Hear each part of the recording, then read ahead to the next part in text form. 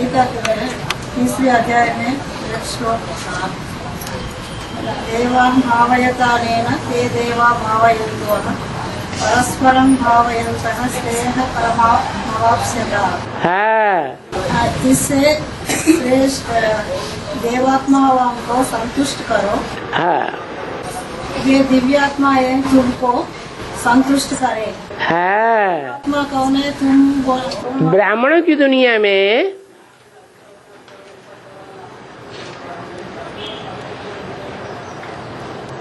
भगवान के बच्चे भगवान भगवती बनने वाले भी हैं। ये है सबसे ऊंची कैटेगरी संगम युग में बनने वालों की। और वो जो भगवान भगवती बनते हैं उनके बच्चे राधा कृष्ण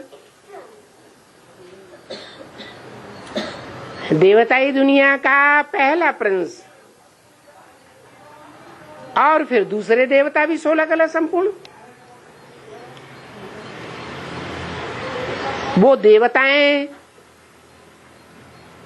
और ये संगम युग में भगवान भगवती।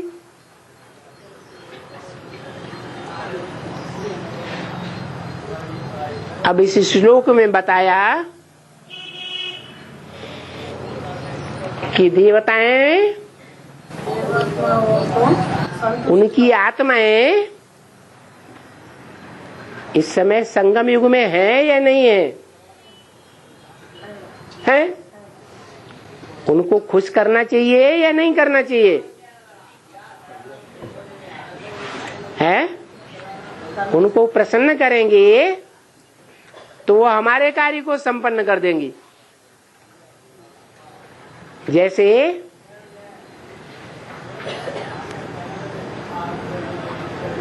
रामायण के अनुसार राम वाली आत्मा हनुमान को प्रसन्न करती है या नहीं करती है? और हनुमान राम को प्रसन्न करते हैं। तुम मेरा काम करो तो मैं तुम्हारा काम कर दूंगा।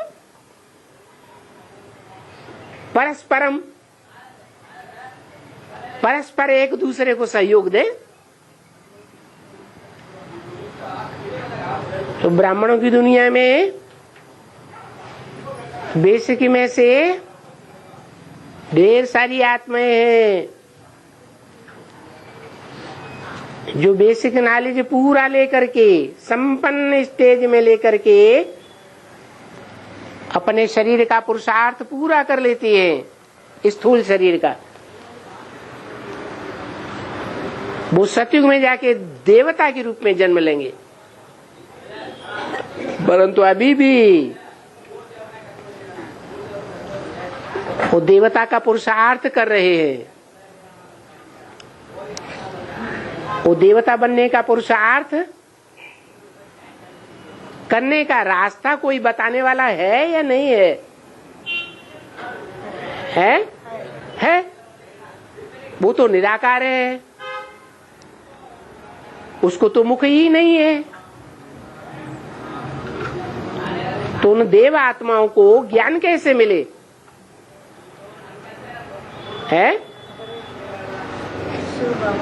जरूर वो निराकार शिव किसी मुकर्रर साकार रथ के द्वारा हम बच्चों को डायरेक्ट ज्ञान देता है। और हम बच्चों में वो बेसिक में शरीर छोड़ने वाली अपने साकार शरीर से पुरुषार्थ को संपन्न करने वाली देवात्माएं शरीर छोड़ करके हम बच्चों में प्रवेश कर रही है। तो एक दूसरे के सहयोगी बने या नहीं बने? है? बने। Inspiring party. हाँ जी, जिनको अव्यक्तवाणी में इंस्पिरेटिंग पार्टी कहा है। इंस्पायर करती है, हम बच्चों को उमंग उत्साह देने वाली है। जैसे ब्रह्मा की अव्यक्तवाणी गुलजार दादी में आती है, हमको बहुत उमंग उत्साह देती है।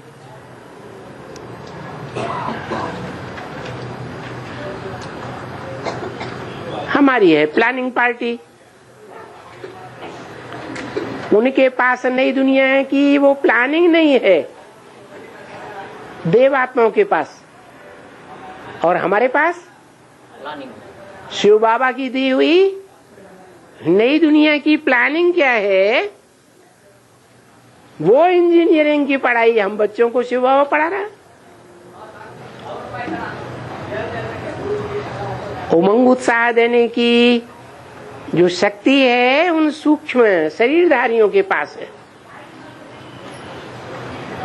तो दोनों एक दूसरे को सहयोग देते हुए आगे बढ़ते रहे।